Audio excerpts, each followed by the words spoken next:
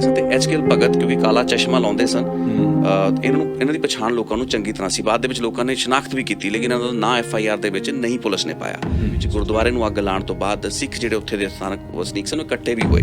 ਉਹਨਾਂ ਨੇ ਵੀ ਆਪਣਾ ਤਿਆਰੀ ਕੀਤੀ ਵੀ ਮੁਕਾਬਲਾ ਹੋਏਗਾ ਉੱਥੇ, ਲੇਕਿਨ ਉੱਥੇ ਇੱਕ ਪੁਲਿਸ ਅਫਸਰ ਸੀ ਗੁਰਦੁਆਰਾ ਪੁਲ ਬੰਗਸ਼, ਜਿੱਥੇ ਕਿ ਬਾਦਲ ਸਿੰਘ ਨਾਂ ਦੇ ਇੱਕ ਸਿੱਖ ਤੇ ਉਹਨਾਂ ਦੇ ਨਾਲ ਇੱਕ ਦੋ ਹੋਰ ਸਾਥੀ ਸਨ, ਉਹਨਾਂ ਨੂੰ ਸਾੜਤਾ ਗਿਆ ਸੀ। ਉਸ ਕੇਸ ਦੇ ਵਿੱਚ ਜਗਦੀਸ਼ ਟਾਈਟਲਰ ਦੀ ਭੂਮਿਕਾ ਸਾਹਮਣੇ ਆਈ ਸੀ। ਕੁਝ ਪ੍ਰਤੱਖਦਰਸ਼ੀ ਆਏ ਸੀ, ਆਈ ਵਿਟਨੈਸਿਸ ਨੇ ਕੋਟ ਕੀਤਾ ਸੀ ਵੀ ਆਪਣੀ ਅਫੀਸ਼ੀਅਲ ਗੱਡੀ ਵਿੱਚ ਆ ਕੇ ਲੋਕਾਂ ਨੂੰ ਕਹਿੰਦਾ ਸੁਣਿਆ ਗਿਆ ਵੀ ਦਿੱਲੀ ਦੇ ਹੋਰ ਇਲਾਕਿਆਂ ਵਿੱਚ ਤਾਂ ਐਡੇ ਵੱਡੇ ਲੈਵਲ ਦੀ ਕਤਲੋ ਗਾਰਤ ਹੋ ਗਈ ਹੈ ਤੇ ਤੁਸੀਂ ਆਪਣੇ ਇਲਾਕੇ 'ਚ ਕੁਝ ਕੀਤਾ ਹੀ ਨਹੀਂ ਹੈ। ਤੁਹਾਡੀ ਗੱਲ ਹੋਈ ਜਗਦੀਸ਼ ਟਾਈਟਲਰ ਨਾਲ, ਉਦੋਂ ਉਹਨੇ ਕੀ ਕੁਛ ਦੱਸਿਆ? ਉਸਨੇ ਆਪਣਾ ਡਿਫੈਂਡ ਕੀਤਾ ਕਿ ਮੈਂ ਤਾਂ ਖੁਦ ਮੇਰਾ ਪਰਿਵਾਰ ਸਿੱਖ ਪਰਿਵਾਰ ਹੈ, ਮੈਂ ਖੁਦ ਪੰਜਾਬੀ ਫੈਮਿਲੀ ਤੋਂ ਹੈ, ਕੋਈ ਐਸੀ ਗੱਲਬਾਤ ਨਹੀਂ ਹੈ। ਲੇਕਿਨ ਜਿਹੜੀ ਜਗਦੀਸ਼ ਟਾਈਟਲਰ ਮੈਨੂੰ ਇੰਟਰਵਿਊ 'ਚ ਕਹਿੰਦਾ ਕਿ ਰਾਜੀਵ ਗਾਂਧੀ ਨੇ ਮੈਨੂੰ ਕਿਹਾ ਕਿ ਜਗਦੀਸ਼ ਹੌਪਿਨ ਤੇ ਮੈਂ ਗੱਡੀ 'ਚ ਬੈਠਿਆ, ਰਾਜੀਵ ਵਾਸ ਡਰਾਈਵਿੰਗ, ਮੈਂ ਉਹਨਾਂ ਦੇ ਨਾਲ ਬੈਠਾ, ਸਾਡੇ ਨਾਲ ਹੋਰ ਤੀਸਰਾ ਕੋਈ ਸ਼ਖਸ ਨਹੀਂ ਸੀ। ਵਾਪਸ ਗਿਆ ਤੇ ਰਾਜੀਵ ਗਾਂਧੀ ਉਸ ਤੋਂ ਬਾਅਦ ਟਰਾਂਸ ਯਮੁਨਾ ਜਾਂ ਦਿੱਲੀ ਈਸਟ ਦੇ ਇਲਾਕੇ ਚਲੇ ਗਏ। ਉਹਨੇ ਜਗਦੀਸ਼ ਟਾਈਟਲਰ ਕਹਿ ਰਿਹਾ ਉਹ during the course of that interview ਕਹਿ ਗਿਆ ਵਾਲੀ ਗੱਲ, ਇਲਾਕੇ ਦੇ ਵਿੱਚ ਕੋਈ ਦੰਗਾ ਜਾਂ ਕੋਈ ਕਤਲੋਗਾਰਤ ਨਹੀਂ ਹੋ ਰਹੀ ਸੀ। ਲੇਕਿਨ ਉਸ ਤੋਂ ਬਾਅਦ ਜਿਹੜੀ ਵੱਡੀ ਗੱਲ ਕਹਿ ਜਾਂਦਾ ਹੋਇਆ ਕਿ ਰਾਜੀਵ ਗਾਂਧੀ ਮੈਨੂੰ ਛੱਡਣ ਤੋਂ ਬਾਅਦ, ਉਤਾਰਨ ਤੋਂ ਬਾਅਦ ਦਿੱਲੀ ਦੇ ਉਸ ਇਲਾਕੇ ਵਿੱਚ ਗਿਆ ਜਿੱਥੇ ਸਭ ਤੋਂ ਜ਼ਿਆਦਾ ਕਤਲੋਗਾਰਤ ਹੋਈ। ਤੇ ਹੋਰ ਕਿਵੇਂ ਦਾ ਐਵੀਡੈਂਸ ਚਾਹੀਦਾ ਹੁੰਦਾ ਕਿ ਐਕਚੁਅਲੀ ਇਹ ਜਿਹੜਾ ਕਤਲੇਆਮ ਸੀ ਇਹ ਪਲਾਨਡ ਸੀ, ਲੇਕਿਨ ਕਿਉਂਕਿ ਉਹਨਾਂ ਇਲਾਕਿਆਂ ਜਿੱਥੇ ਪ੍ਰਭਾਵਸ਼ਾਲੀ ਮੈਂਬਰ ਪਾਰਲੀਮੈਂਟ ਸੀ ਜਾਂ ਜਿੱਥੇ ਉਹਨਾਂ ਦੇ ਗੁਰਗਿਆਂ ਨੇ ਜਾਂ ਉਹਨਾਂ ਦੇ ਜਿਹੜੇ ਲੋਕਲ ਜਿਹੜੇ ਛੁਟਭਈਏ ਲੀਡਰ ਮੈਂ ਇਹਨਾਂ ਨੂੰ ਕਹਿਣਾ ਕਾਉਂਸਲਰਸ ਹੁੰਦੇ ਨੇ, ਉਹਨਾਂ ਨੇ ਜ਼ਿਆਦਾ ਵੱਧ ਚੜ ਕੇ ਕੰਮ ਕੀਤਾ। ਕੰਮ ਮਤਲਬ ਕਿ ਕਤਲੋਗਾਰਤ ਕੀਤੀ, ਲੇਕਿਨ they were on the standby. Army was waiting ਕਿ ਸਾਨੂੰ ਇੰਸਟਰਕਸ਼ਨ ਮਿਲੇ ਤੇ ਅਸੀਂ ਜਾਈਏ। ਲੇਕਿਨ 84 ਦੇ ਵਿੱਚ ਜੇ ਸਹੀ ਐਕਸ਼ਨ ਲਿਆ ਗਿਆ ਹੁੰਦਾ ਤਾਂ 2002 ਗੁਜਰਾਤ ਨਹੀਂ ਸੀ ਹੋਣਾ। ਮਲਟੀਕਲਚਰਲ ਸੁਸਾਇਟੀ ਜਿਵੇਂ ਕਿ ਇੰਡੀਆ ਹੈ, ਉਹਦੇ ਵਿੱਚ ਭਵਿੱਖ ਦੇ ਵਿੱਚ ਵੀ ਇਸ ਤਰੀਕੇ ਦੀਆਂ ਘਟਨਾਵਾਂ ਵਾਪਰ ਸਕਦੀਆਂ ਨੇ। ਕਿ ਉਹਨਾਂ ਨੂੰ ਪਤਾ ਹੈ ਵੀ ਡਿਟਰੈਂਸ ਹੈ ਨਹੀਂ ਦੋਵੇਂ ਕੇਸਾਂ ਦੇ ਵਿੱਚ 1984 ਤੇ ਦੇਸ਼ ਦਾ ਸਭ ਤੋਂ ਵੱਡਾ ਕਤਲੇਆਮ 1984 ਹੀ ਸੀ। ਰਿਤੇਸ਼ ਜੀ ਆਇਆਂ ਨੂੰ ਤੁਹਾਡਾ ਬਹੁਤ ਬਹੁਤ ਸਵਾਗਤ ਹੈ, ਵੈਲਕਮ। ਸਤਿ ਸ਼੍ਰੀ ਅਕਾਲ ਥਿੰਡ ਸਾਹਿਬ ਤੇ ਸਾਰੇ ਦਰਸ਼ਕਾਂ ਨੂੰ ਵੀ ਬਹੁਤ ਪਿਆਰ ਭਰੀ ਸਤਿ ਸ਼੍ਰੀ ਅਕਾਲ। ਅੱਜ ਮੈਂ ਤੁਹਾਡੇ ਨਾਲ ਜਿਹੜੀ ਗੱਲ ਕਰਨੀ ਚਾਹੁੰਦਾ, ਪਹਿਲਾਂ ਆਪਾਂ ਗੈਂਗਸਟਰਿਜ਼ਮ ਤੇ ਹੋਰ ਕਾਫੀ ਗੱਲਾਂ ਬਾਤਾਂ ਕੀਤੀਆਂ, ਪਰ ਜਿਹੜਾ ਇਹ ਨਵੰਬਰ 1 2 3 ਦਿਨ ਨੇ ਇਹ ਬੜੇ ਮਹੱਤਵਪੂਰਨ ਨੇ, ਜਦੋਂ ਉੱਥੇ ਕਤਲੇਆਮ ਹੋਇਆ ਦਿੱਲੀ ਦੀਆਂ ਗਲੀਆਂ ਦੇ ਵਿੱਚ। ਮੈਂ ਅੱਜ ਤੁਹਾਡੇ ਨਾਲ ਗੱਲ ਇਹ ਕਰਨੀ ਚਾਹੁੰਦਾ ਕਿ ਜਦੋਂ ਇਹ ਕਤਲੋਗਾਰਤ ਹੋ ਰਹੀ ਸੀ ਸਮੇਤ ਜਗਦੀਸ਼ ਟਾਈਟਲਰ ਦੇ ਵੀ ਤੁਸੀਂ ਉਹਨੇ ਇੰਟਰਵਿਊ ਕੀਤੀ ਹੈ, ਸਾਨੂੰ ਇਹ ਦੱਸੋ ਬਈ ਕਿੰਨੇ ਕੁ ਲੋਕ ਇਨਵੋਲਵ ਸੀ ਔਰ ਕਿਹੜੇ ਕਿਹੜੇ ਲੋਕ ਸੀ ਜਿਹੜੇ ਭੀੜਾਂ ਨੂੰ ਦੀ ਅਗਵਾਈ ਕਰਦੇ ਸੀ, ਭੀੜਾਂ ਨੂੰ ਲੈ ਕੇ ਤੁਰਦੇ ਸਨ, ਤੇ ਜਗਦੀਸ਼ ਟਾਈਟਲਰ ਨਾਲ ਤੁਹਾਡੀ ਕੀ ਗੱਲਬਾਤ ਹੋਈ? ਥਿੰਡ ਸਾਹਿਬ 38 ਸਾਲ ਹੋ ਚੁੱਕੇ ਨੇ ਇਸ ਕਤਲੇਆਮ ਨੂੰ, ਤੇ ਅੱਜ ਵੀ ਸਾਡੇ ਮਨਾਂ ਦੇ ਵਿੱਚ ਸੰਤਾਪ ਵੀ ਹੈ, ਗੁੱਸਾ ਵੀ ਹੈ ਵੀ ਇਨਸਾਫ ਨਹੀਂ ਹੋ ਪਾਇਆ। ਜਿੱਥੇ ਤੱਕ ਤੁਸੀਂ ਗੱਲ ਕੀਤੀ ਹੈ ਕਿ ਇਸ ਕਤਲੇਆਮ ਦਾ ਜਿਹੜਾ ਸਕੇਲ ਸੀ ਕੀ ਸੀ ਦਿੱਲੀ ਦੇ ਵਿੱਚ, ਕੋਈ ਦਿੱਲੀ ਬਹੁਤ ਵੱਡਾ ਸ਼ਹਿਰ ਹੈ, ਦਿੱਲੀ ਦੇ 3 ਇਲਾਕੇ ਸਭ ਤੋਂ ਜ਼ਿਆਦਾ ਪ੍ਰਭਾਵਿਤ ਸਨ ਤੇ ਬੇਸਿਕਲੀ 4 ਮੈਂਬਰ ਪਾਰਲੀਮੈਂਟ ਸਨ। 7ਵੀਂ ਲੋਕ ਸਭਾ ਜਿਹੜੀ 1980 ਤੋਂ ਲੈ ਕੇ 1984 ਤੱਕ ਰਹੀ, ਉਸ ਦੇ 4 ਮੈਂਬਰ ਪਾਰਲੀਮੈਂਟ ਸਨ, ਅਲੱਗ-ਅਲੱਗ ਇਲਾਕਿਆਂ ਨੂੰ ਰਿਪਰੈਜ਼ੈਂਟ ਕਰਦੇ, ਜਿਨ੍ਹਾਂ ਦੇ ਉੱਤੇ ਇਲਜ਼ਾਮ ਲੱਗੇ ਕਿ ਉਹਨਾਂ ਨੇ ਦੰਗੇ ਨੂੰ ਭੜਕਾਇਆ। ਉਹਨਾਂ ਦੇ ਵਿੱਚੋਂ ਸੱਜਣ ਕੁਮਾਰ, ਜਗਦੀਸ਼ ਟਾਈਟਲਰ, HKL ਭਗਤ ਜੋ ਕਿ ਉਸ ਵਕਤ ਇਨਫੋਰਮੇਸ਼ਨ ਐਂਡ ਬ੍ਰੌਡਕਾਸਟਿੰਗ ਮਿਨਿਸਟਰ ਸਨ, ਤੇ ਧਰਮਦਾਸ ਸ਼ਾਸਤਰੀ ਅਲੱਗ-ਅਲੱਗ ਏਰੀਆਜ਼ ਨੂੰ ਰਿਪਰੈਜ਼ੈਂਟ ਕਰਦੇ ਸੀ। ਲੇਕਿਨ ਜਿਹੜਾ ਸਭ ਤੋਂ ਵੱਡਾ ਕਤਲੋਗਾਰਤ ਜਿੱਥੇ ਹੋਈ ਉਹ ਇਲਾਕਾ ਸੀ ਟਰਾਂਸ ਯਮੁਨਾ ਪਾਰ, ਜਿਸ ਨੂੰ ਕਿਹਾ ਜਾਂਦਾ ਹੈ, ਦਿੱਲੀ ਈਸਟ ਵੀ ਇਸ ਨੂੰ ਕਹਿ ਦਿੰਦੇ ਹੈਗੇ ਨੇ। ਸੋ ਯਮੁਨਾ ਪਾਰ ਦਾ ਇਲਾਕਾ ਬਹੁਤ ਵੱਡਾ ਪ੍ਰਭਾਵਿਤ ਇਲਾਕਾ ਸੀ ਤੇ HKL ਭਗਤ ਇੱਥੋਂ ਦੇ ਮੈਂਬਰ ਪਾਰਲੀਮੈਂਟ ਸੀ, ਤੇ ਉਹਨਾਂ ਦੇ ਨਾਲ ਉੱਥੇ ਦੇ ਜਿਹੜੇ ਲੋਕਲ ਕਾਉਂਸਲਰ ਲੈਵਲ ਦੇ ਲੋਕ ਸੀ, ਉਹ ਲੋਕ ਇਨਵੋਲਵ ਸੀ ਦੰਗੇ ਦੇ ਵਿੱਚ। ਮੰਨਿਆ ਜਾਂਦਾ ਕਿ ਤਕਰੀਬਨ 1500 ਦੇ ਆਸ-ਪਾਸ, ਜਿਹੜੀ ਕਿਉਂਕਿ ਆਫੀਸ਼ੀਅਲ ਡੈਥ ਕਾਊਂਟ ਜਿਹੜਾ ਦਿੱਲੀ ਕਤਲੇਆਮ ਦੇ ਵਿੱਚ ਰਿਹਾ ਉਹ 2733 ਮੌਤਾਂ ਦੱਸੀਆਂ ਜਾਂਦੀਆਂ ਨੇ, ਜਦਕਿ ਅਨਅਫੀਸ਼ੀਅਲ ਕਾਊਂਟ ਤਾਂ 4000 ਤੋਂ ਜਾਂ 5000 ਦੇ ਨੇੜੇ ਆ, 5000 ਦੇ ਨੇੜੇ ਜਾਂਦਾ ਹੈ। ਆਲ ਓਵਰ ਇੰਡੀਆ ਦੇ ਵਿੱਚ ਫਿਗਰ ਜਿਹੜੀ 3325 ਆਫੀਸ਼ੀਅਲ ਕਾਊਂਟ ਹੈ, ਲੇਕਿਨ ਦਿੱਲੀ ਦੇ ਵਿੱਚ 2733 ਮੌਤਾਂ ਹੋਈਆਂ, ਜਿਨ੍ਹਾਂ ਦੇ ਵਿੱਚੋਂ ਲਗਭਗ 1500 ਮੌਤਾਂ ਟਰਾਂਸ ਯਮੁਨਾ ਪਾਰ ਦੇ ਇਲਾਕੇ ਵਿੱਚ ਕਤਲ ਜਿਹੜੇ ਹੈ ਕੀਤੇ ਗਏ। ਇੱਕ ਬਸਤੀ ਸੀ ਜੋ ਕਿ ਏਸ਼ੀਆਡ ਜਿਹੜਾ ਖੇਡ ਹੋਈ ਸੀ 83 ਦੇ ਵਿੱਚ, ਉਸ ਵਕਤ ਵਸਾਈ ਗਈ ਸੀ। ਇੰਦਰਾ ਗਾਂਧੀ ਨੇ ਹੀ ਇਨਫੈਕਟ ਇਸ ਇਲਾਕੇ ਦੇ ਵਿੱਚ ਲੋਕਾਂ ਨੂੰ ਵਸਾਇਆ ਸੀ, ਤੇ ਜਿਹੜੀ ਸਿੱਖ ਪਾਪੂਲੇਸ਼ਨ ਸੀ ਉਹ ਬਹੁਤ ਹੀ ਪਿਛੜੇ ਤਬਕੇ ਤੋਂ ਸਿੱਕਲੀਗਰ ਬਿਰਾਦਰੀ ਦੇ ਲੋਕ ਸੀ, ਯਾਨੀ ਕਿ ਜਿਹੜੇ ਬਹੁਤ ਛੋਟੇ ਮੋਟੇ ਕੰਮ ਕਰਕੇ ਆਪਣੀ ਰੋਜ਼ੀ ਰੋਟੀ ਕਮਾਉਂਦੇ ਸੀ। ਉਹਨਾਂ ਦੀ ਬਸਤੀਆਂ ਸੀ, ਕਲੋਨੀ ਸੀ, ਵਾਰਡ ਨੰਬਰ 32, 36 ਤੇ 13 ਨੰਬਰ ਵਾਰਡ ਦੱਸੇ ਜਾਂਦੇ ਨੇ ਤੇ ਸਭ ਤੋਂ ਪਹਿਲਾਂ 36 ਨੰਬਰ ਵਾਰਡ 'ਚ ਇੱਕ ਗੁਰਦੁਆਰੇ ਨੂੰ ਅੱਗ ਲਾਈ ਗਈ ਉੱਥੇ। ਲੋਕਲ ਕਾਉਂਸਲਰ ਸੀ ਉੱਥੇ, ਇੱਕ ਡਾਕਟਰ ਅਸ਼ੋਕ ਸੀ ਤੇ ਇੱਕ ਹੋਰ ਸੀ, ਮੈਂ ਨਾਂ ਨਹੀਂ ਅਜੇ ਰਿਕਾਲ ਕਰ ਪਾ ਰਿਹਾ। ਇਹ ਲੋਕ HKL ਭਗਤ ਦੇ ਹੀ ਬੰਦੇ ਮੰਨੇ ਜਾਂਦੇ ਸਨ ਤੇ HKL ਭਗਤ ਕਿਉਂਕਿ ਕਾਲਾ ਚਸ਼ਮਾ ਲਾਉਂਦੇ ਸਨ, ਇਹਨਾਂ ਦੀ ਪਛਾਣ ਲੋਕਾਂ ਨੂੰ ਚੰਗੀ ਤਰ੍ਹਾਂ ਸੀ। ਬਾਅਦ ਦੇ ਵਿੱਚ ਲੋਕਾਂ ਨੇ ਸ਼ਨਾਖਤ ਵੀ ਕੀਤੀ ਲੇਕਿਨ ਇਹਨਾਂ ਦਾ ਨਾਂ FIR ਦੇ ਵਿੱਚ ਨਹੀਂ ਪੁਲਿਸ ਨੇ ਪਾਇਆ। ਸੋ 36 ਨੰਬਰ ਵਾਰਡ ਦੇ ਵਿੱਚ ਗੁਰਦੁਆਰੇ ਨੂੰ ਅੱਗ ਲਾਉਣ ਤੋਂ ਬਾਅਦ ਸਿੱਖ ਜਿਹੜੇ ਉੱਥੇ ਦੇ ਸਥਾਨਕ ਵਸਨੀਕ ਸਨ ਉਹ ਇਕੱਠੇ ਵੀ ਹੋਏ। ਉਹਨਾਂ ਨੇ ਵੀ ਆਪਣਾ ਤਿਆਰੀ ਕੀਤੀ ਵੀ ਮੁਕਾਬਲਾ ਹੋਏਗਾ ਉੱਥੇ, ਲੇਕਿਨ ਉੱਥੇ ਇੱਕ ਪੁਲਿਸ ਅਫਸਰ ਸੀ ਤਿਆਗੀ ਨਾਂ ਦੇ, ਰਘਵੀਰ ਤਿਆਗੀ ਸ਼ਾਇਦ ਉਹਨਾਂ ਦਾ ਨਾਮ ਸੀ। ਜੀ ਸੋ ਤਿਆਗੀ ਉਹਨਾਂ ਨੇ ਜਾ ਕੇ ਉੱਥੇ ਲੋਕਾਂ ਨੂੰ ਸਮਝਾਇਆ ਤੇ ਉਹਨਾਂ ਤੋਂ ਹਥਿਆਰ ਉਹਨਾਂ ਦੇ ਲੈ ਲਏ ਤੇ ਹਥਿਆਰ ਲੈਣ ਤੋਂ ਬਾਅਦ ਪੁਲਿਸ ਉੱਥੋਂ ਚਲੀ ਗਈ, ਜਿਸ ਤੋਂ ਬਾਅਦ ਫਿਰ ਦੁਬਾਰਾ ਭੀੜ ਆਈ, ਫਿਰ ਉੱਥੇ ਕਤਲੋ ਗਾਰਤ ਹੋਈ ਤੇ ਤਕਰੀਬਨ 1300 ਤੋਂ 1500 ਦੇ ਆਸ-ਪਾਸ ਕਾਊਂਟ ਦੱਸਿਆ ਜਾਂਦਾ ਜੋ ਕਿ ਉਸ ਇਲਾਕੇ ਦੇ ਵਿੱਚ ਲੋਕਾਂ ਨੂੰ ਕਤਲ ਕੀਤਾ ਗਿਆ, ਸਿੱਖਾਂ ਨੂੰ ਕਤਲ ਕੀਤਾ ਗਿਆ। ਬਹੁਤ ਵੱਡਾ ਸਾਕਾ ਸੀ। ਦਿੱਲੀ ਸਾਊਥ ਦਾ ਇਲਾਕਾ, ਹੁਣ ਦਿੱਲੀ ਸਾਊਥ ਤੇ ਸਾਊਥ ਵੈਸਟ ਇਲਾਕਾ ਸੀ ਸੱਜਣ ਕੁਮਾਰ ਜਿਹੜਾ, ਜਿਸ ਨੂੰ ਇਸ ਕੇਸ ਦੇ ਵਿੱਚ ਸਜ਼ਾ ਹੋਈ, ਜੋ ਜੇਲ੍ਹ ਦੇ ਵਿੱਚ ਹੈ। Sajjan Kumar member parliament denote ਕਰਦਾ ਸੀ ਦਿੱਲੀ ਆਊਟਰ ਦਾ ਏਰੀਆ, ਦਿੱਲੀ ਆਊਟਰ ਕਿਹਾ ਜਾਂਦਾ, ਮੈਂਬਰ ਪਾਰਲੀਮੈਂਟ ਦਿੱਲੀ ਆਊਟਰ ਵਾ ਸੱਜਣ ਕੁਮਾਰ ਜਿਹਨੂੰ ਸਜ਼ਾ ਹੋਈ ਹੈ। ਸੋ ਉਸ ਇਲਾਕੇ ਦੇ ਵਿੱਚ ਦਿੱਲੀ ਕੈਂਟ ਤੇ ਦਿੱਲੀ ਸਾਊਥ ਵੈਸਟ ਮੰਗੋਲਪੁਰੀ ਦੇ ਇਲਾਕੇ ਆਉਂਦੇ ਸੀ, ਉੱਥੇ ਵੀ ਤਕਰੀਬਨ 400-500 ਦੇ ਆਸ-ਪਾਸ ਜਿਹੜੇ ਲੋਕਾਂ ਨੂੰ ਕਤਲ ਕੀਤਾ ਗਿਆ।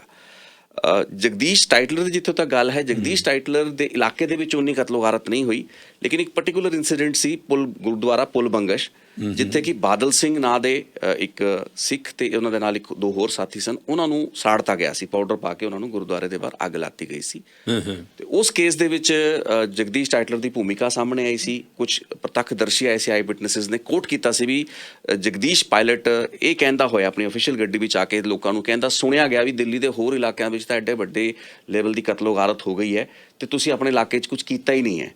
ਸੋ ਇਸ ਤਰੀਕੇ ਦੀ ਜਿਹੜੀਆਂ ਗੱਲਾਂ ਬਾਤਾਂ ਜਗਦੀਸ਼ ਟਾਈਟਲਰ ਦੇ ਸੰਦਰਭ ਵਿੱਚ ਆਈਆਂ। ਜਦੋਂ ਤੁਹਾਡੀ ਗੱਲ ਹੋਈ ਜਗਦੀਸ਼ ਟਾਈਟਲਰ ਨਾਲ, ਉਦੋਂ ਉਹਨੇ ਕੀ ਕੁਛ ਦੱਸਿਆ? ਜਗਦੀਸ਼ ਟਾਈਟਲਰ ਨੇ ਦੱਸਿਆ, ਵੈਸੇ ਤਾਂ ਆਪਣੇ ਆਪ ਨੂੰ ਡਿਫੈਂਡ ਹੀ ਕਰਦਾ ਰਿਹਾ। ਉਸਨੇ ਆਪਣਾ ਡਿਫੈਂਡ ਕੀਤਾ ਕਿ ਮੈਂ ਤਾਂ ਖੁਦ, ਮੇਰਾ ਪਰਿਵਾਰ ਸਿੱਖ ਪਰਿਵਾਰ ਹੈ, ਮੈਂ ਖੁਦ ਪੰਜਾਬੀ ਫੈਮਿਲੀ ਤੋਂ ਹੈ, ਤਾਂ ਕੋਈ ਐਸੀ ਗੱਲਬਾਤ ਨਹੀਂ ਹੈ। ਲੇਕਿਨ ਜਿਹੜੀ ਮੇਨ ਗੱਲ ਉਸਨੇ ਦੱਸੀ, ਜੋ ਕਿ ਬੇਸਿਕ ਕਰਕ ਸੀ ਪੂਰੀ ਗੱਲਬਾਤ ਆ, ਉਹ ਇਹ ਸੀ ਕਿ ਇੰਦਰਾ ਗਾਂਧੀ ਦੀ ਮੌਤ ਤੋਂ ਬਾਅਦ ਜਦੋਂ ਸੰਸਕਾਰ ਹੋ ਚੁੱਕਾ ਹੁੰਦਾ ਹੈ, ਉਸ ਤੋਂ ਬਾਅਦ ਰਾਜੀਵ ਗਾਂਧੀ, ਉਸਨੇ ਮੈਨੂੰ ਕਿਹਾ, ਯਾਨੀ ਕਿ ਜਗਦੀਸ਼ ਟਾਈਟਲਰ ਨੂੰ ਕਿਹਾ ਕਿ ਤੂੰ ਮੇਰੇ ਨਾਲ ਆਇਆ ਗੱਡੀ 'ਚ ਬੈਠ ਜਾ, ਕਿਉਂਕਿ ਰਾਜੀਵ ਗਾਂਧੀ ਆਪਣੀ ਕਾਰ ਖੁਦ ਡਰਾਈਵ ਕਰਦੇ ਸੀ। ਤੁਸੀਂ ਕਈ ਵੀਡੀਓਜ਼ ਵੀ ਵੇਖੀਆਂ ਹੋਣੀਆਂ। ਤੇ ਰਾਜੀਵ ਗਾਂਧੀ ਕਹਿੰਦੇ ਵੀ he was the prime minister of India then.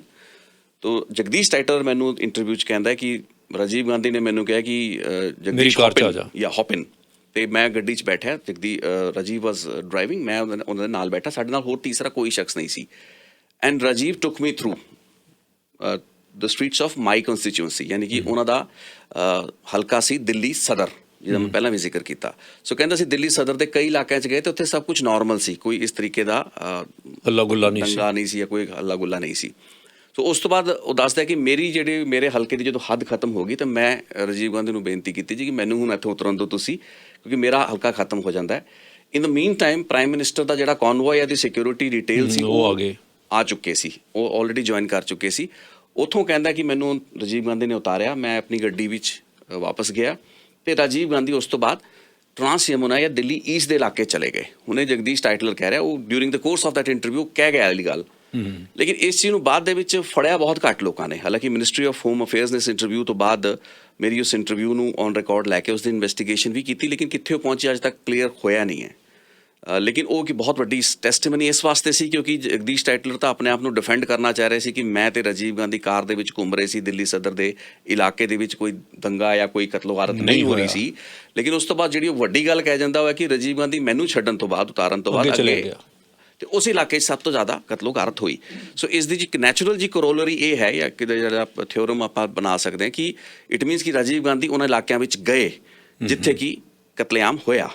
ਇਹ ਚੀਜ਼ ਇੱਕ ਅਜਿਹਾ ਤੱਥ ਹੈ ਜਿਸ ਨੂੰ ਕਿ ਅੱਜ ਤੱਕ ਨਾ ਤਾਂ ਪੁਲਿਸ ਨੇ ਐਗਜ਼ਾਮਿਨ ਕੀਤਾ ਤੇ ਆਪਾਂ ਦੇਖਿਆ ਵੀ ਹਿੰਦੁਸਤਾਨ ਦੇ ਵਿੱਚ 38 ਸਾਲਾਂ ਦੇ ਵਿੱਚ ਇਨਵੈਸਟੀਗੇਸ਼ਨ ਕਿੱਡੀ ਕੁ ਫੇਅਰ ਹੋਈ ਹੈ, ਕਿੱਡੀ ਕੁ ਨਿਰਪੱਖ ਹੋ ਪਾਈ। So they were not able to get to the bottom. Even 2014 ਤੋਂ ਆਪਾਂ ਦੇਖ ਰਹੇ ਵੀ ਨਰਿੰਦਰ ਮੋਦੀ ਹੋਣਾ ਦੀ ਸਰਕਾਰ ਹੈ, BJP ਲੈਡ ਗਵਰਨਮੈਂਟ ਹੈ, ਉਹਨਾਂ ਦੇ ਵਕਤਾਂ ਦੇ ਵਿੱਚ ਹੀ 2 SITs ਵੀ ਬਣੀਆਂ, ਠੀਕ ਹੈ।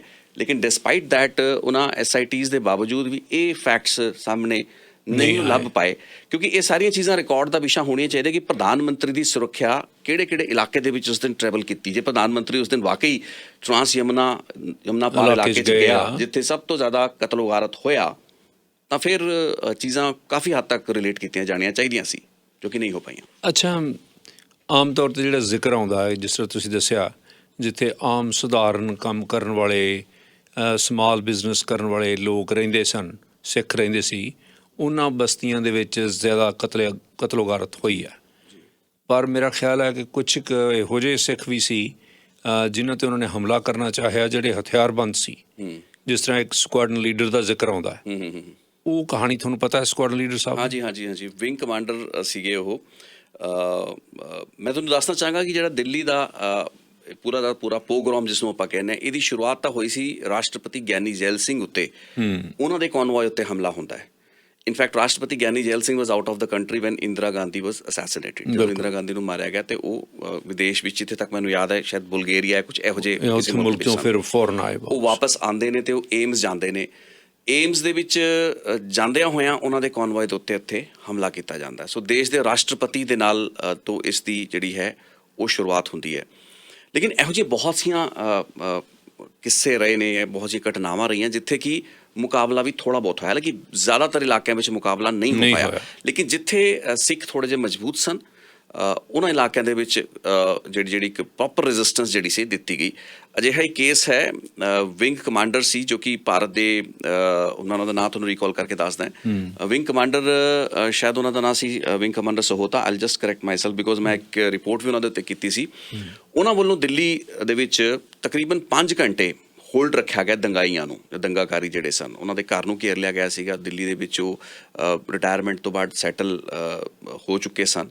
ਸੋ ਉਹਨਾਂ ਨੇ 5 ਘੰਟੇ ਆਪਣੀ ਸ਼ਾਟਗਨ ਉਹਨਾਂ ਕੋਲ ਸੀਗੀਆਂ, ਤਾਂ ਸ਼ਾਟਗਨ ਦੀ ਬਦੌਲਤ ਉਹਨਾਂ ਨੇ 5 ਦੰਗਾਈ ਵੀ ਮਾਰੇ ਜਿਹੜੇ ਲੋਕ ਉਹਨਾਂ ਦੇ ਘਰ ਦੇ ਉੱਤੇ ਹਮਲਾ ਕਰ ਰਹੇ ਸੀ। ਅੰਦਰ ਕੰਧਾਂ ਟੱਪ ਆਏ ਸੀ ਜਾਂ ਟੱਪਣ ਦੀ ਕੋਸ਼ਿਸ਼ ਕਰ ਰਹੇ ਸਨ, ਜਾਂ ਕੁਝ ਪੈਟਰੋਲ ਬੰਬ ਵਗੈਰਾ ਵਰਗੀਆਂ ਇਨਫਲੇਮੇਬਲ ਜਿਹੜੀ ਚੀਜ਼ਾਂ ਉਹਨਾਂ ਨੇ ਥਰੋ ਕੀਤੀਆਂ। ਠੀਕ ਹੈ ਨਾ।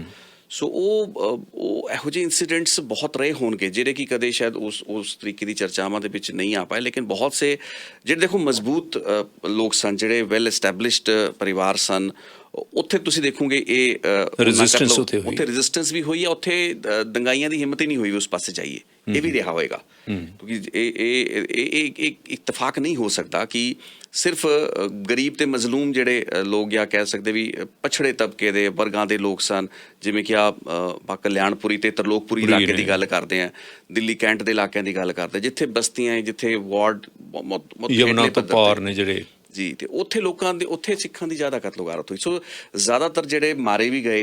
ਹਾਲਾਂਕਿ ਆਪਾਂ ਦੇਖੋ ਕਿਸੇ ਕਲਾਸ ਦੇ ਬੇਸ ਉੱਤੇ ਇਸ ਕਲਾਸੀਫਿਕੇਸ਼ਨ ਨੂੰ ਨਹੀਂ ਕਰਨਾ ਚਾਹਾਂਗੇ ਨਾ ਕਿਸੇ ਸਟੇਜ ਦੇ ਉੱਤੇ, ਲੇਕਿਨ ਇੱਕ ਟ੍ਰੈਜਡੀ ਹੈ। ਤੇ ਸ਼ਾਇਦ ਇਹੀ ਕਾਰਨ ਰਿਹਾ ਵੀ 38 ਸਾਲ ਬੀਤਣ ਤੋਂ ਬਾਅਦ ਵੀ ਇਨਸਾਫ ਦੀ ਆਵਾਜ਼ ਉੱਡੀ, ਬੁਲੰਦੀ ਨਾਲ ਨਹੀਂ ਉੱਠੀ। ਪਰ ਹੁਣ ਜਿਹੜੇ ਕਮਿਸ਼ਨਸ ਨੇ, ਕਮੇਟੀਜ਼ ਨੇ, ਹੁਣ ਮੇਰਾ ਖਿਆਲ 20 ਤਾਂ ਕਮੇਟੀਆਂ ਬੈਠੀਆਂ ਹੋਣੀਆਂ ਨੇ, ਕਦੇ ਕੋਈ ਕਮੇਟੀ ਬਣ ਗਈ, ਕਦੇ ਕੋਈ ਕਮੇਟੀ ਬਣ ਗਈ। ਇਹ ਕਮੇਟੀਜ਼ ਦੇ ਵਿੱਚੋਂ ਹਾਲੇ ਤੱਕ ਤਾਂ ਕੋਈ ਚੀਜ਼ ਜਿਹੜੀ ਸੋਲਿਡ ਸੀ ਅੱਗੇ ਨਿਕਲ ਕੇ ਨਹੀਂ ਆਈ। ਪਰ ਹੁਣ ਲੇਟੈਸਟ ਕੀ ਚੱਲ ਰਿਹਾ, ਲੇਟੈਸਟ ਕਿਹੜੇ ਗਰੁੱਪਸ ਨੇ? ਮੈਨੂੰ ਇਹ ਤਾਂ ਪਤਾ ਕਿ ਫੂਲਕਾ ਸਾਹਿਬ ਕੋਸ਼ਿਸ਼ ਕਰਦੇ ਰਹਿੰਦੇ ਨੇ, ਉਹਨਾਂ ਨੇ ਕੇਸ ਵੀ ਲੜੇ ਨੇ ਕਈ। ਪਰ ਆਮ ਲੋਕਾਂ ਦੇ ਵਿੱਚ, ਪੰਜਾਬ ਦੇ ਸਿੱਖਾਂ ਦੇ ਵਿੱਚ, ਜਾਂ ਦਿੱਲੀ ਦੇ ਵਿੱਚ ਬੈਠੇ ਇਨਫਲੂਐਂਸ਼ੀਅਲ ਲੋਕ ਨੇ, ਜਿਹੜੇ ਇਨਸਾਫ ਪਸੰਦ ਲੋਕ ਨੇ, ਭਾਵੇਂ ਉਹ ਗੈਰ ਸਿੱਖ ਵੀ ਨੇ, ਉਹ ਕੁਛ ਕਰ ਰਹੇ ਨੇ ਇਹਦੇ ਬਾਰੇ, ਜਾਂ ਕਿ ਠੱਪ ਹੈ ਹੁਣ ਸਾਰਾ ਕੁਛ? ਦੇਖੋ ਜੀ, 38 ਸਾਲਾਂ ਦੇ ਵਿੱਚ ਹਰ ਸਾਲ ਜਦੋਂ 31 ਅਕਤੂਬਰ ਤੋਂ ਬਾਅਦ ਦੇ 3-4 ਦਿਨ ਹੁੰਦੇ ਨੇ, ਤਾਂ ਰਸਮੀ ਤੌਰ 'ਤੇ ਗੱਲਾਂ ਬਾਤਾਂ, ਬਿਆਨ ਕੀਤੇ ਜਾਂਦੇ ਨੇ, ਪ੍ਰੈਸ ਕਾਨਫਰੰਸਾਂ ਕੀਤੀਆਂ ਜਾਂਦੀਆਂ ਨੇ। ਅੱਗੇ ਪਿੱਛੇ ਕੁਛ ਨਹੀਂ ਹੋ ਰਿਹਾ, ਕੋਈ ਇਹਦੇ 'ਚ ਇੰਟਰਸਟਿਡ ਨਹੀਂ ਹੈ। ਇਨਫੈਕਟ ਤੁਸੀਂ ਵੇਖੋ ਵੀ 1984 ਤੋਂ ਲੈ ਕੇ 2004 ਜਾਂ 5 ਤੱਕ, ਤਕਰੀਬਨ 20-21 ਸਾਲ ਤੱਕ ਕੋਈ ਐਸਾ ਵੱਡੇ ਲੈਵਲ ਦੀ ਮੁਹਿੰਮ ਨਹੀਂ ਤੁਰੀ, ਇਨਸਾਫ ਦੀ ਗੱਲ ਉੱਡੀ ਬੁਲੰਦੀ ਦੇ ਨਾਲ ਹੋਈ ਨਹੀਂ, ਤੇ ਪੰਜਾਬ ਦੇ ਵਿੱਚੋਂ ਆਵਾਜ਼ ਨਹੀਂ ਉੱਠੀ ਸੀ। ਸਭ ਤੋਂ ਵੱਡਾ ਫੈਕਟਰ ਇਹ ਸੀ ਵੀ ਇੰਨੇ ਸਾਲਾਂ ਦੇ ਵਿੱਚ ਪੰਜਾਬ ਦੇ ਵਿੱਚੋਂ ਉਸ ਬੁਲੰਦੀ 'ਤੇ ਆਵਾਜ਼ ਨਹੀਂ ਉੱਠੀ। ਨਾਨਾਵਟੀ ਕਮਿਸ਼ਨ 2000 ਦੇ ਵਿੱਚ ਬਣਦਾ ਹੈ, ਉਸ ਤੋਂ ਬਾਅਦ 2005 ਦੇ ਵਿੱਚ ਰਿਪੋਰਟ ਆਉਂਦੀ ਹੈ, ਜਿਸ ਦੇ ਵਿੱਚ ਪਹਿਲੀ ਵਾਰ ਉਹਨਾਂ ਨੇ ਜਗਦੀਸ਼ ਟਾਈਟਲਰ ਦਾ ਨਾਂ ਲਿਆ। ਕੁਝ ਮੈਂਬਰ ਪਾਰਲੀਮੈਂਟਸ, ਯਾਨੀ ਕਿ ਵੱਡੇ ਪੋਲੀਟੀਕਲੀ ਜਿਹੜੇ ਰਸੂਖਦਾਰ ਲੋਕ ਸਨ, ਮੈਂਬਰ ਪਾਰਲੀਮੈਂਟ ਸਨ, ਕਾਂਗਰਸ ਨਾਲ ਰਿਲੇਟਿਡ ਸਨ, ਉਹਨਾਂ ਦੇ ਜਦੋਂ ਨਾਂ ਆ ਜਾਂਦੇ ਨੇ, ਉਸ ਤੋਂ ਬਾਅਦ ਜਦੋਂ ਸਿਆਸੀ ਜਿਹੜੇ ਕਹਿੰਦੇ ਡਾਇਮੈਂਸ਼ਨ ਇਸ ਪੂਰੇ ਦੇ ਪੂਰੇ ਮੁੱਦੇ ਦੀ ਖੜੀ ਹੁੰਦੀ ਹੈ, ਉਸ ਤੋਂ ਬਾਅਦ ਇਸ ਮੁੱਦੇ ਦਾ ਪੋਲੀਟੀਸਾਈਜੇਸ਼ਨ, ਯਾਨੀ ਕਿ ਰਾਜਨੀਤੀਕਰਨ ਸ਼ੁਰੂ ਹੋਇਆ। ਤੇ ਅਕਾਲੀ ਦਲ ਉਸ ਵਕਤ ਤੋਂ ਬਾਅਦ ਬਹੁਤ ਐਕਟਿਵ ਹੈ। ਤੁਸੀਂ ਵੇਖੋਗੇ 2004-5 ਤੋਂ ਬਾਅਦ ਨਾਨਾਵਟੀ ਕਮਿਸ਼ਨ ਤੋਂ ਬਾਅਦ ਅਕਾਲੀ ਦਲ ਨੇ ਇਸ ਮੁੱਦੇ ਨੂੰ ਖੂਬ ਚੁੱਕਿਆ, ਲੇਕਿਨ ਇਟ ਵਾਜ਼ ਕਲਰਡ, ਮਤਲਬ ਉਹਨਾਂ ਦੇ ਪਿੱਛੇ ਉਹਨਾਂ ਦਾ ਇੱਕ ਆਪਣਾ ਰੀਜ਼ਨ ਸੀ। ਉਸ ਤੋਂ ਪਹਿਲੇ 21 ਸਾਲਾਂ ਦੇ ਵਿੱਚ ਕਿਉਂ ਇਸ ਮੁੱਦੇ ਨੂੰ ਪੰਜਾਬ ਦੀ ਕਿਸੇ ਮੇਨ ਸਟ੍ਰੀਮ ਕਾਂਗਰਸ ਨੇ ਤਾਂ ਚੁੱਕਣਾ ਨਹੀਂ ਸੀਗਾ, ਤਾਂ ਚੁੱਕਣ ਵਾਲੀ ਤਾਂ ਜਮਾਤ ਬੀਜੇਪੀ ਜਾਂ ਅਕਾਲੀ ਦਲ ਜਾਂ ਬੀਜੇਪੀ ਦਾ ਕੰਬਾਈਨ ਸੀ, ਜੋ ਪੰਜਾਬ ਦੇ ਵਿੱਚ 1996-97 ਤੋਂ ਬਾਅਦ ਆਇਆ, ਉਹਨਾਂ ਨੇ ਚੁੱਕਣਾ ਸੀ। ਤੁਸੀਂ ਪੰਜਾਬ ਦਾ ਜ਼ਿਕਰ ਬਾਰ-ਬਾਰ ਕੀਤਾ ਹੈ, ਪੰਜਾਬ ਦੇ ਸਿੱਖਾਂ ਦਾ, ਅਕਾਲੀ ਦਲ ਦਾ, ਉਹਨਾਂ ਦੇ ਜਿਹੜੇ ਮੋਟਿਵਸ ਨੇ, ਏਜੰਡੇ ਨੇ, ਉਹ ਸਿਆਸੀ ਨੇ, ਪਰ ਦਿੱਲੀ ਦੇ ਵਿੱਚ ਇਟਸੈਲਫ ਸਿੱਖਾਂ ਦਾ ਬੜਾ ਇਨਫਲੂਐਂਸ ਰਿਹਾ। ਉੱਥੇ ਤੁਹਾਨੂੰ ਪਤਾ ਹੀ ਆ ਕਿ ਬਹੁਤ ਵੱਡੀ ਉਹਨਾਂ ਦੀਆਂ ਸੰਸਥਾਵਾਂ ਬਣਾਈਆਂ ਹੋਈਆਂ ਨੇ, ਗੁਰਦੁਆਰਾ ਸਾਹਿਬ ਨੇ, ਸਿੱਖਾਂ ਦੀ ਕਾਫੀ ਪਾਪੂਲੇਸ਼ਨ ਹੈ ਉੱਥੇ, ਜਿਹੜੇ ਮਿਡਲ ਕਲਾਸ ਤੇ ਅਪਰ ਮਿਡਲ ਕਲਾਸ ਨਾਲ ਬਿਲੋਂਗ ਕਰਦੇ ਨੇ, ਉਹਨਾਂ ਨੇ ਕੋਈ ਉੱਤਾ ਨਹੀਂ ਬਚਿਆ। ਨਹੀਂ, ਉੱਥੇ ਬਿਲਕੁਲ ਤੁਹਾਡੀ ਗੱਲ ਠੀਕ ਹੈ। ਉਹ ਐਸਾ ਨਹੀਂ ਕਹਿ ਸਕਦੇ ਕਿ ਉਹਨਾਂ ਨੇ ਗੱਲ ਨਹੀਂ ਕੀਤੀ, ਕਿਉਂਕਿ ਜਦੋਂ ਇਸ ਕਤਲੇਆਮ ਦਾ ਸੇਖ ਪਹੁੰਚਿਆ, ਕਿਉਂਕਿ ਚੰਗੇ ਚੰਗੇ ਲੋਕਾਂ ਤੱਕ ਪਹੁੰਚਿਆ। ਜੇ ਗਿਆਨੀ ਜ਼ੈਲ ਸਿੰਘ ਦੇਸ਼ ਦਾ ਰਾਸ਼ਟਰਪਤੀ ਮਹਿਫੂਜ਼ ਨਹੀਂ ਸੀ ਉਸ ਵਕਤ, ਖੁਸ਼ਵੰਤ ਸਿੰਘ ਮਹਿਫੂਜ਼ ਨਹੀਂ ਸੀ, ਕੋਈ ਵੀ ਮਹਿਫੂਜ਼ ਨਹੀਂ ਸੀ। ਇਨਫੈਕਟ ਸਭ ਨੂੰ ਇਹ ਮਹਿਸੂਸ ਹੋਇਆ। ਬਹੁਤ ਚੰਗੇ ਪਰਿਵਾਰਾਂ ਦੇ ਕੁਝ ਘਟਨਾਵਾਂ ਇਹੋ ਜਿਹੀਆਂ ਹੋਈਆਂ ਵੀ ਜਿਸ ਵਿੱਚ ਕਿ ਜਿਹੜੇ ਬਹੁਤ ਚੰਗੇ ਅਮੀਰ ਘਰਾਂ ਦੇ ਲੋਕ ਸਨ, ਉਹਨਾਂ ਨੂੰ ਵੀ ਟਾਰਗੇਟ ਕੀਤਾ ਗਿਆ। ਅਜਿਹਾ ਨਹੀਂ ਹੈ ਕਿ ਉਹ ਬਚ ਪਾਏ। ਸੋ ਇਹ ਤਾਂ ਸਮਝ ਵਿੱਚ ਆਇਆ ਵੀ ਸਾਡੇ ਜਾਨ ਮਾਲ ਤੇ ਸਾਡੀ ਸੰਪੱਤੀਆਂ ਦੀ ਹਿਫਾਜ਼ਤ ਨਹੀਂ ਹੈ ਹੁਣ ਦਿੱਲੀ 'ਚ। ਸੋ ਕਮਿਊਨਿਟੀ ਦਾ ਐਂਗਲ ਤਾਂ ਉਸ ਵਕਤ ਸਾਹਮਣੇ ਆ ਗਿਆ ਸੀ, ਤੇ ਐਸਾ ਨਹੀਂ ਕਿ ਉਹਨਾਂ ਨੇ ਨਹੀਂ ਕੀਤਾ, ਉਹਨਾਂ ਨੇ ਆਵਾਜ਼ ਖੂਬ ਬੁਲੰਦ ਕਰਨ ਦੀ ਕੋਸ਼ਿਸ਼ ਕੀਤੀ। ਲੇਕਿਨ ਉਸ ਤੋਂ ਕਹਿੰਦੇ ਵੀ ਜਦੋਂ ਤੱਕ ਪਿੱਛੇ ਸਿਆਸੀ ਲਾਮਬੰਦੀ ਨਹੀਂ ਹੁੰਦੀ, ਮੋਬਿਲਾਈਜੇਸ਼ਨ ਨਹੀਂ ਹੁੰਦੀ, ਤਦੋਂ ਤੱਕ ਕੋਈ ਗੱਲ ਸਿਰੇ ਚੜ੍ਹਦੀ ਨਹੀਂ ਹੈ। ਤਾਂ ਉਹਦੀ ਜੇ ਇੱਕ ਯੂਨੀਫਾਈਡ ਓਪੀਨੀਅਨ ਜਾਂ ਯੂਨੀਫਾਈਡ ਤਰੀਕੇ ਦੇ ਨਾਲ ਇੱਕ ਜਿਹੜੀ ਕੈਂਪੇਨ ਦੇ ਤੌਰ 'ਤੇ 2004-5 ਤੋਂ ਬਾਅਦ ਨਾਨਾਵਟੀ ਕਮਿਸ਼ਨ ਤੋਂ ਬਾਅਦ ਜਿਸ ਤਰੀਕੇ ਦੇ ਨਾਲ ਅਸੀਂ ਇੱਕ ਨਵੇਂ ਰੀਜੂਮੀਨੇਸ਼ਨ ਹੋਈ ਉਸ ਪੂਰੀ ਦੀ ਪੂਰੀ ਇਨਸਾਫ ਦਿਵਾਉਣ ਦੀ ਮੁਹਿੰਮ ਦੇ ਪੱਖੋਂ, ਉਹ ਚੀਜ਼ ਪਹਿਲਾਂ ਨਹੀਂ ਵੇਖੀ ਗਈ। ਅਤੇ ਉਹ 20-22 ਸਾਲਾਂ ਦੇ ਵਿੱਚ ਬੜਾ ਕ੍ਰਿਟੀਕਲ ਲਾਸ ਆਫ ਐਵੀਡੈਂਸ ਹੁੰਦਾ ਜੀ। ਤੁਸੀਂ ਵੇਖੋ ਵੀ ਉਹ ਜ਼ਿਆਦਾਤਰ ਚੀਜ਼ਾਂ ਖਤਮ ਹੋ ਗਈਆਂ, ਕਈ ਗਵਾਹ ਮਰ ਗਏ, ਕਈ ਗਵਾਹਾਂ ਦੇ ਬੇਸ ਉੱਤੇ, ਪ੍ਰਤੱਖਦਰਸ਼ੀਆਂ ਦੇ ਬੇਸ ਉੱਤੇ, ਆਈ ਵਿਟਨੈਸਿਸ ਅਕਾਊਂਟ ਉੱਤੇ ਚੀਜ਼ਾਂ ਹੁੰਦੀਆਂ ਨੇ।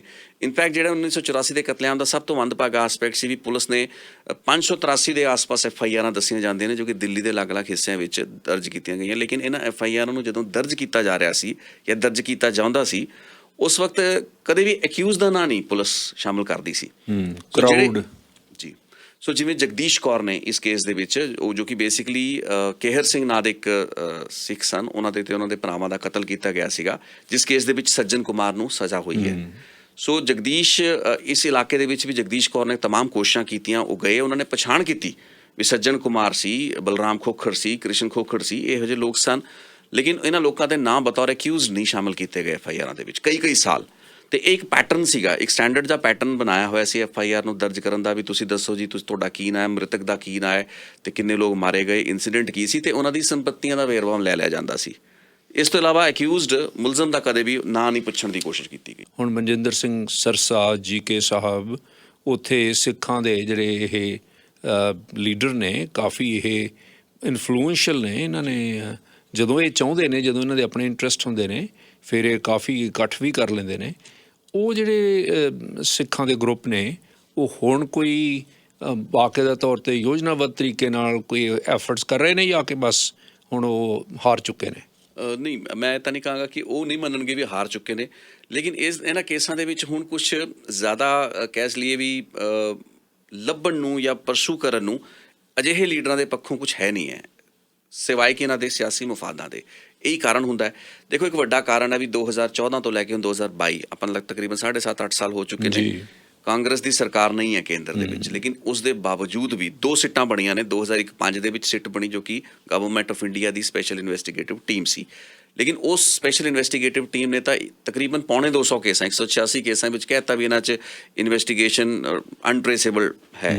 ਉਸ ਤੋਂ ਬਾਅਦ ਸੁਪਰੀਮ ਕੋਰਟ ਦੇ ਵਿੱਚ ਇਹ ਕੇਸ ਗਿਆ। ਸੁਪਰੀਮ ਕੋਰਟ ਨੇ ਇੱਕ ਵੱਖਰੀ ਫਿਰ ਸਿੱਟ 2017 ਦੇ ਵਿੱਚ ਬਣਾਈ, ਮਾਫ ਕਰਨਾ। ਸੋ ਉਸ ਦੇ ਵਿੱਚ ਉਹਨਾਂ ਨੇ ਕਿਹਾ ਵੀ ਹੁਣ ਤੁਸੀਂ 186 ਜਿਹੜੇ ਕੇਸ ਹੈਗੇ ਨੇ, ਜਿਹੜੇ ਕਿ ਮੰਨਿਆ ਜਾ ਰਿਹਾ ਕਿ ਅਨਟ੍ਰੇਸੇਬਲ ਨੇ, ਇਹਨਾਂ 'ਚ ਕੁਝ ਹੋ ਨਹੀਂ ਸਕਦਾ, ਉਹਦੀ ਇਨਵੈਸਟੀਗੇਸ਼ਨ ਕਰੋ। ਸੋ ਉਹਨਾਂ ਕੇਸਾਂ ਦੇ ਵਿੱਚ ਹੁਣ ਉਹ ਵਾਲੀ SIT ਜਿਹੜੀ ਸੁਪਰੀਮ ਕੋਰਟ ਮੋਨੀਟਰਡ ਹੈ, ਉਹ ਇਨਵੈਸਟੀਗੇਸ਼ਨ ਕਰਦੀ ਪਈ ਹੈ। ਸੋ ਇਹ ਜਿਹੜੇ ਲੀਡਰਾਂ ਦੀ ਗੱਲ ਹੈ, ਜਿੱਥੇ ਤੱਕ ਇਹ ਸਿਆਸੀ ਜਿਹੜੇ ਲੋਕ ਹੈਗੇ ਨੇ। ਇੱਕ ਹੋਰ ਜਿਹੜਾ ਬੜਾ ਵੱਡਾ ਪੱਖ ਇਹਨਾਂ ਦੇ ਨਾਲ ਜੁੜਦਾ ਹੈ, ਉਹ ਇਹ ਹੈ ਕਿ ਜਿਹੜੇ ਵੀ ਸਿੱਖ ਲੀਡਰਸ਼ਿਪ ਰਹੀ ਹੈ ਦਿੱਲੀ ਗੁਰਦੁਆਰਾ ਪੋਲੀਟਿਕਸ ਦੇ ਵਿੱਚ ਪ੍ਰਭਾਵ ਜਿਸ ਦਾ ਰਿਹਾ ਹੈ, ਉਹ ਹਮੇਸ਼ਾ ਆਪਣੇ ਆਪ ਨੂੰ ਕੇਂਦਰ ਸਰਕਾਰ ਦੇ ਨਾਲ ਅਲਾਈਨ ਕਰਕੇ ਤੁਰੀ ਹੈ। ਈਵਨ ਇੰਦਰਾ ਗਾਂਧੀ ਦੇ ਸਮਿਆਂ ਦੇ ਉੱਤੇ ਵੀ ਜਦੋਂ ਤੁਸੀਂ ਦੇਖਦੇ ਸੀ ਉੱਥੇ ਦਿੱਲੀ ਗੁਰਦੁਆਰਾ ਜਿਹੜੇ ਜਿੰਨੇ ਵੀ ਪ੍ਰਧਾਨ ਰਹੇ ਨੇ ਉਹਨਾਂ ਦਾ ਇੱਕ ਇੰਟੈਂਟ ਹੁੰਦਾ ਸੀ ਕਿ ਉਹਨਾਂ ਨੇ ਆਪਣੇ ਆਪ ਨੂੰ ਅਲਾਈਨ ਕਰਕੇ ਤੁਰਨਾ ਹੁੰਦਾ ਸੀ, ਕਿਉਂਕਿ ਕੇਂਦਰ ਸਰਕਾਰ ਜਾਂ ਦਿੱਲੀ ਦੀ ਸਰਕਾਰ ਦੇ ਖਿਲਾਫ ਉਹ ਜਾਂਦੇ ਨਹੀਂ ਸੀ। ਸੋ ਉਹਨਾਂ ਦੇ ਨਾਲ ਤਾਲਮੇਲ ਦੇ ਨਾਲ ਜੁਗਲਬੰਦੀ ਹੋਇਆ ਕਰਦੀ ਸੀ। ਸੋ ਇਸ ਵਕਤ ਵੀ ਉਹੀ ਹੈ। ਹੁਣ ਤਾਂ ਜਵਾਬਦੇਹੀ ਪਿਛਲੇ 7.5-8 ਸਾਲਾਂ ਦੇ ਵਿੱਚ ਕੇਂਦਰ ਦੀ ਭਾਰਤੀ ਜਨਤਾ ਪਾਰਟੀ ਦੀ ਸਰਕਾਰ ਦੀ ਹੈ ਵੀ ਜੇ ਤੁਸੀਂ 1984 ਦੇ ਕਤਲੇਆਮ ਦਾ ਇਨਸਾਫ ਦਿਵਾਉਣਾ ਹੈ ਤਾਂ ਫਿਰ ਉਹ ਉਹਦੇ ਲਈ ਕੇਂਦਰ ਸਰਕਾਰ ਨੇ ਬੱਤਰ ਹੈ, ਪਰਫੈਕਟ ਟਾਈਮ ਆ ਹੁਣ ਤਾਂ ਫਿਰ, ਪਰ ਉਹਨਾਂ ਨੇ ਕੀਤਾ ਨਹੀਂ। ਤੇ ਜਗਦੀਸ਼ ਟਾਈਟਲਰ ਵਰਗੀ ਐਡੀ ਵੱਡੀ, ਜਿਹਦੀ ਮੈਂ ਗਵਾਹੀ ਦੀ ਗੱਲ ਕਰਦਾ, ਉਹ ਐਡੀ ਵੱਡੀ ਗੱਲ ਕਹਿ ਰਿਹਾ ਕਿ ਰਾਜੀਵ ਗਾਂਧੀ ਮੇਰੇ ਨਾਲ ਗੱਡੀ ਚਲਾ ਰਿਹਾ ਸੀ, ਉਹ ਦਿੱਲੀ ਦੇ ਉਸ ਇਲਾਕੇ ਵਿੱਚ ਗਿਆ ਜਿੱਥੇ ਸਭ ਤੋਂ ਜ਼ਿਆਦਾ ਕਤਲ ਗਾਰਤ ਹੋਈ। ਤੇ ਹੋਰ ਕਿਵੇਂ ਦਾ ਐਵੀਡੈਂਸ ਚਾਹੀਦਾ ਹੁੰਦਾ, ਹੋਰ ਕਿਵੇਂ ਦੀ ਗਵਾਹੀਆਂ ਚਾਹੀਦੀਆਂ ਹੁੰਦੀਆਂ ਨੇ। ਇਨਫੈਕਟ ਜਗਦੀਸ਼ ਟਾਈਟਲਰ ਨੇ ਬਾਅਦ ਦੇ ਵਿੱਚ ਕੋਆਪਰੇਟ ਵੀ ਨਹੀਂ ਕੀਤਾ, ਲਾਈ ਡਿਟੈਕਟਰ ਟੈਸਟ ਲਈ ਵੀ ਨਹੀਂ ਉਹ ਮੰਨਿਆ ਹੈ, ਠੀਕ ਹੈ ਨਾ।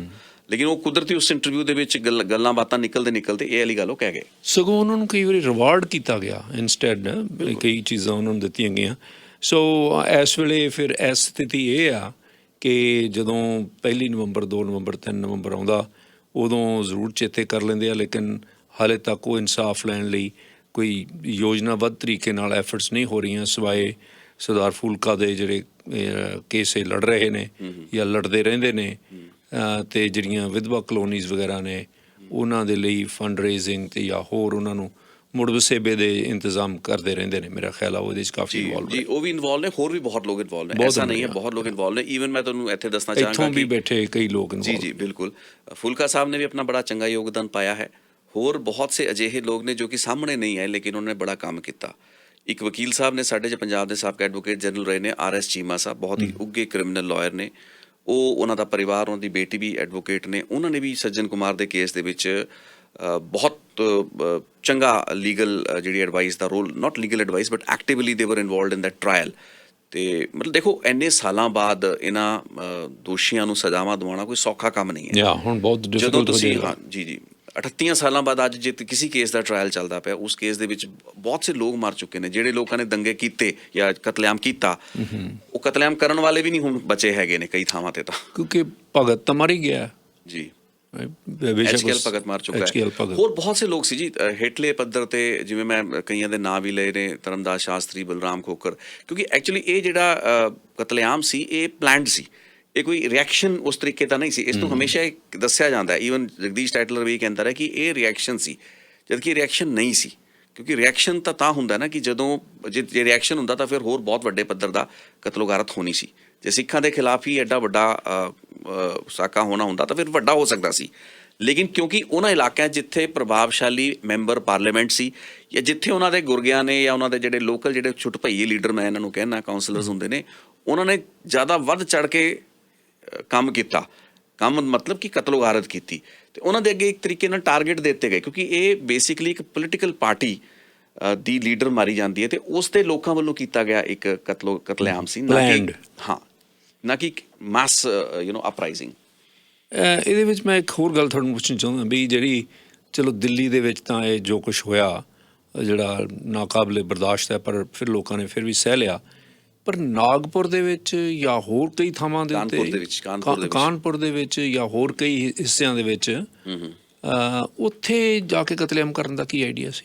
ਦੇਖੋ ਉੱਥੇ ਵੀ ਮੈਂ ਉੱਥੇ ਤਾਂ ਕੋਈ ਇਹੋ ਜਿਹੀ ਗੱਲਬਾਤ ਨਹੀਂ ਸੀ ਹੋਈ। ਨਹੀਂ, ਬਿਲਕੁਲ। ਮੈਂ ਇਹ ਦੱਸਦਾ ਵੀ ਜਦੋਂ ਵੀ ਕੋਈ ਘਟਨਾ ਵੱਡੀ ਹੁੰਦੀ ਹੈ ਅਤੇ ਇੱਕ ਕਮਿਊਨਿਟੀ ਨੂੰ ਉਸ ਦੇ ਨਾਲ ਆਈਡੈਂਟੀਫਾਈ ਕਰ ਲਿਆ ਜਾਂਦਾ। ਦਿੱਲੀ ਦੇ ਵਿੱਚ ਕੰਮ ਸ਼ੁਰੂ ਹੋ ਗਿਆ, ਦਿੱਲੀ ਦੇ ਵਿੱਚ ਕਤਲੇਆਮ ਸ਼ੁਰੂ ਹੋ ਜਾਂਦਾ, ਅਤੇ ਉਸ ਤੋਂ ਬਾਅਦ ਉਸ ਦਾ ਇੱਕ ਜਿਹੜਾ ਸਪਾਇਰਲ ਇਫੈਕਟ ਆ ਆਲ ਓਵਰ ਕੰਟਰੀ 'ਚ ਵੇਖਣ ਨੂੰ ਮਿਲਦਾ ਹੈ। ਤੁਸੀਂ ਅਜਿਹੀ ਸਿਚੁਏਸ਼ਨ ਨੂੰ ਫਿਰ ਹੈਂਡਲ ਨਹੀਂ ਕਰ ਸਕਦੇ। ਕਿਹੜੀ ਥਾਂ 'ਤੇ ਇਸਨੇ ਕਿੰਨੀ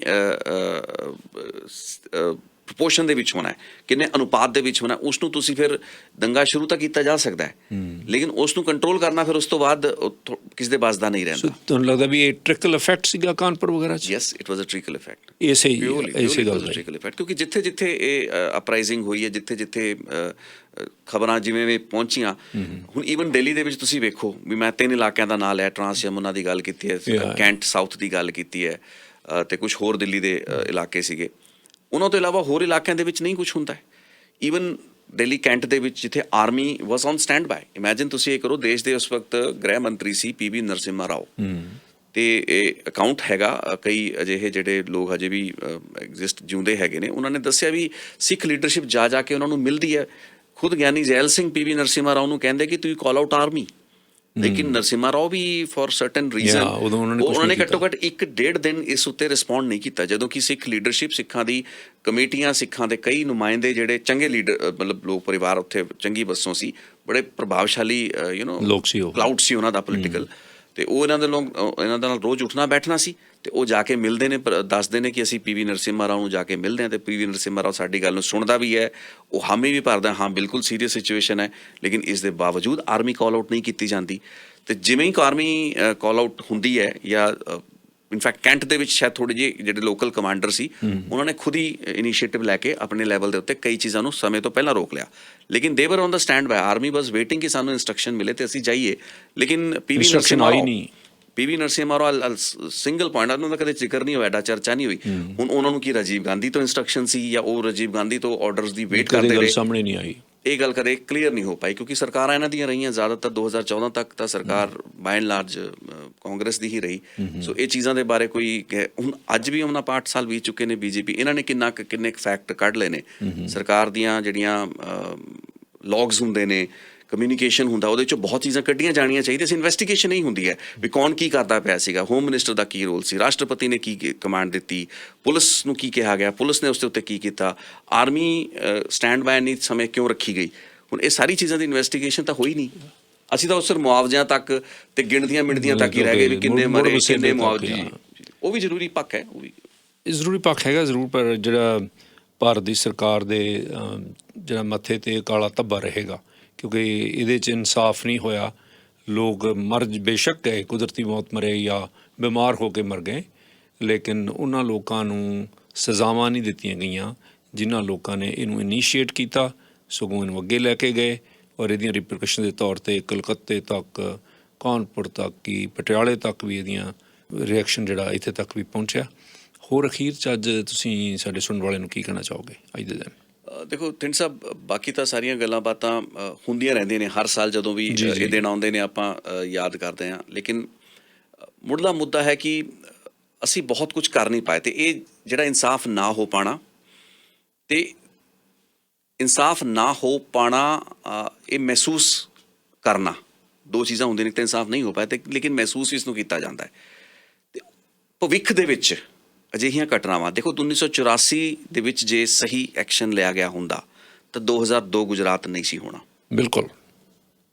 ਤੇ ਭਵਿੱਖ ਦੇ ਵਿੱਚ ਇੱਕ ਮਲਟੀਕਲਚਰਲ ਸੁਸਾਇਟੀ ਜਿਵੇਂ ਕਿ ਇੰਡੀਆ ਹੈ, ਉਹਦੇ ਵਿੱਚ ਭਵਿੱਖ ਦੇ ਵਿੱਚ ਵੀ ਇਸ ਤਰੀਕੇ ਦੀਆਂ ਘਟਨਾਵਾਂ ਵਾਪਰ ਸਕਦੀਆਂ ਨੇ, ਬਿਕੋਜ਼ ਸਾਡੇ ਕੋਲ ਚੰਗੇ ਪ੍ਰੈਸੀਡੈਂਟਸ ਨਹੀਂ ਨੇ, ਸਾਡੇ ਕੋਲ ਚੰਗੇ, ਕਿਉਂਕਿ ਉਹਨਾਂ ਨੂੰ ਪਤਾ ਹੈ ਵੀ ਡਿਟਰੈਂਸ ਹੈ ਨਹੀਂ।